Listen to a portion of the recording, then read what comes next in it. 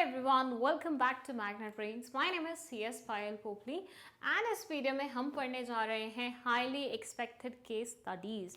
Okay, so हम already बहुत सारी केस स्टडीज़ पढ़ चुके हैं हमारी प्रीवियस वीडियो में. एक रिमेनिंग थी जो कि थोड़ी सी डिफरेंट थी, so we felt the need कि ये भी कवर होनी चाहिए. तो फाइनली हम इसे इस पर्टिकुलर इंडिविजुअल वीडियो में कवर करने जा रहे हैं. इसके बाद शुरू करेंगे हम हमारे MCQs. सो शुरू करते हैं हम हमारी ये केस स्टडी. छोटी सी है लेकिन थोड़ा सा दिमाग लगाना पड़ेगा आपको, और हर एक लाइन को बहुत अच्छे तरीके से पढ़िएगा बिकॉज किसी भी लाइन में आपको आंसर मिल सकता है. It says XYZ Limited is a leading manufacturer of bone china cups.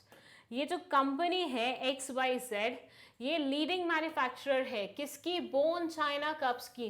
वो बोन चाइना कप्स आते हैं ना, बहुत महंगे महंगे, मतलब वो जो कप्स जो मम्मी छूने भी नहीं देती हैं आपको घर में, वही कप्स की बात हो रही है, और ये लीडिंग मैन्युफैक्चरर हैं उसके. Recently the company had conducted a comparative analysis. अभी थोड़े दिन पहले ही कंपनी ने थोड़ी सी मेहनत करी और एक रिपोर्ट बनाई है एनालिसिस के बेसिस पे. It concluded that on an average, workers could produce 120 units per day. इन्होंने नोटिस किया उस एनालिसिस में कि वर्कर्स ना 120 यूनिट्स पर डे बना सकते हैं.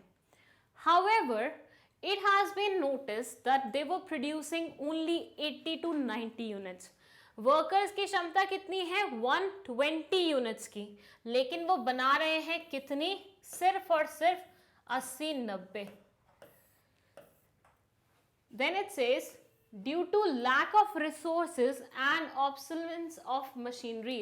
obsolete हो गई है मशीनरी. ठीक है, तो बेसिकली क्या बोल रहे हैं कि भैया ये 80 से 90 यूनिट्स पर डे बना रहे हैं जबकि इनकी क्षमता 120 यूनिट्स बनाने की है. एंड कारण देते हुए इन्होंने बताया कि रीजन ये है कि रिसोर्सेस का रिस्ट्रिक्शन है, लैक ऑफ रिसोर्सेज है, रिसोर्सेज उतने नहीं हैं. And at the same time जो मशीनरी है वो भी ऑब्सलीट हो चुकी है, पुरानी हो चुकी है.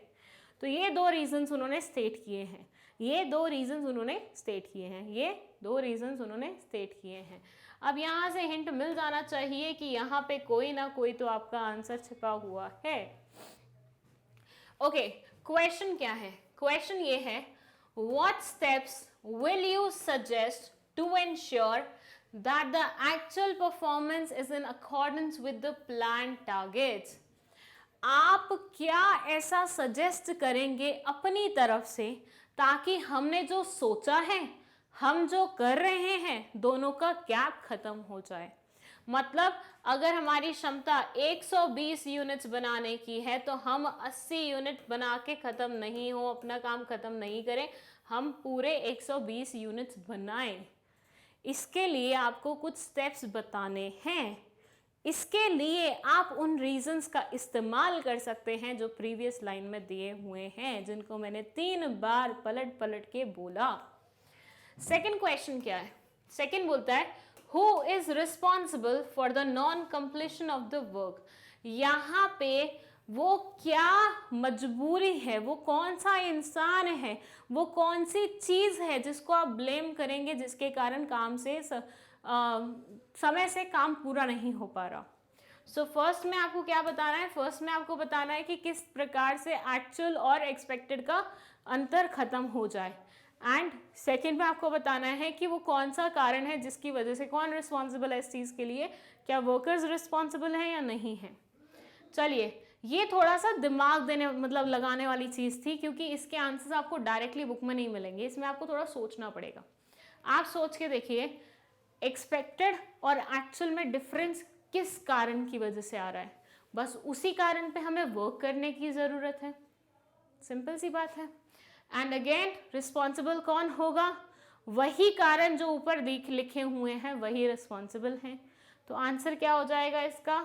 स्टिल मैं नहीं बता रही हूँ. आप थोड़ा सा वीडियो पॉज कीजिए, सोचिए, अपना आंसर दिमाग में लाइए. लिखना है तो कमेंट सेक्शन में लिखिए, अपनी नोटबुक में लिखिए, कहीं मर्जी लिखिए, लेकिन बिना आंसर खुद के दिमाग में लाए हुए वीडियो को प्ले मत कीजिएगा, पॉज कर दीजिएगा. चलिए, जिनके दिमाग में आ चुका है उनको मैं बता दूं आंसर. 1 2 3 गो. सो ये स्टेप्स लेने से आप अपनी प्रोडक्टिविटी उतनी कर सकते हैं जितनी आपकी क्षमता है। First, provide resources in advance. किसके कारण से काम नहीं हो पा रहा था? लैक ऑफ रिसोर्सेज के कारण से। तो रिसोर्सेज को पहले ही दे दो एडवांस में। Resources should be of standard quality. ये तो फालतू का पॉइंट इन्होंने ऐड कर दिया क्योंकि क्वालिटी का कोई मेंशन नहीं था, तो अपन इसको नहीं भी लिखना चाहें तो मत लिखिएगा। एस्टेब्लिशिंग मॉडर्न मशीनरी, हमने पढ़ा था क्या?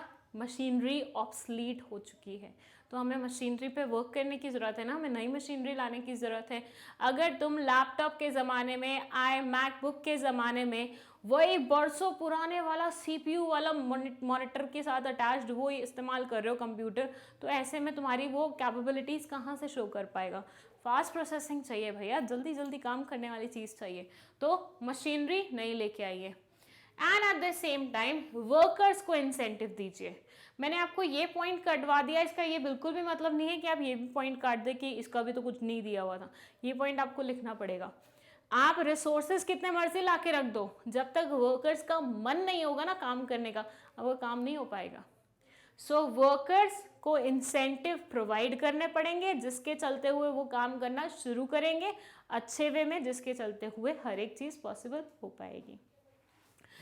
देन सेकेंड था कि कौन रिस्पॉन्सिबल है, तो ये बोलते हैं भैया देखो वर्कर्स की गलती नहीं है क्योंकि रिसोर्सेज नहीं थे, उसके कारण वो नहीं काम कर पा रहे थे, मशीनरी भी ऑब्सलीट थी, तो गलती किसकी है? कंपनी की गलती है। Company is responsible as it is not providing resources on time. Secondly, the work is conducted on obsolete और आउटडेटेड मशीनरी। तो अगर आप नोटिस करें पूरा का पूरा आंसर इसी 2 लाइनों से कनेक्टेड था, सिर्फ ये 2 लाइनों से, इसलिए मैंने इसे 3 बार बोला था। पर मैं आपके बोर्ड एग्जाम में आपके साथ नहीं जाने वाली हूँ बेटा, तो इस चीज़ को कवर करने के लिए अपन क्या करेंगे? ज़्यादा से ज़्यादा केस स्टडीज़ की प्रैक्टिस करेंगे। मैं जितनी पॉसिबल हो पाती है उतनी यहाँ पे करवाने की कोशिश करती हूँ, लेकिन क्या ये सफिशेंट है? तो उसका आंसर है नहीं। केस स्टडीज कभी भी सफिशिएंट नहीं हो सकती। इट्स लाइक प्रैक्टिकल क्वेश्चन, जितने ट्राई करोगे उतना कॉन्सेप्ट क्लैरिटी आएगी। तो केस स्टडीज के साथ भी ऐसा ही है। एक बुक ले लीजिए जिसमें सिर्फ और सिर्फ केस स्टडीज हो, वरना ऑनलाइन ढूंढिए, कहीं से भी केस स्टडीज का अरेंजमेंट कीजिए और जितनी हो पाए उतनी केस स्टडीज सॉल्व करके देखिए, तभी आपको थोड़ा सा कॉन्फिडेंस आएगा और आप एक अच्छा आंसर लिख पाएंगे, थोड़ी सी स्मार्टनेस वाला आंसर लिख पाएंगे। That's it for this video. अगले वीडियो में मिलते हैं क्योंकि हमें MCQs पढ़ने हैं और उसके बाद हमें पार्ट 2 भी तो स्टार्ट करना है बुक का, राइट? सो मिलते हैं। Thank you so much.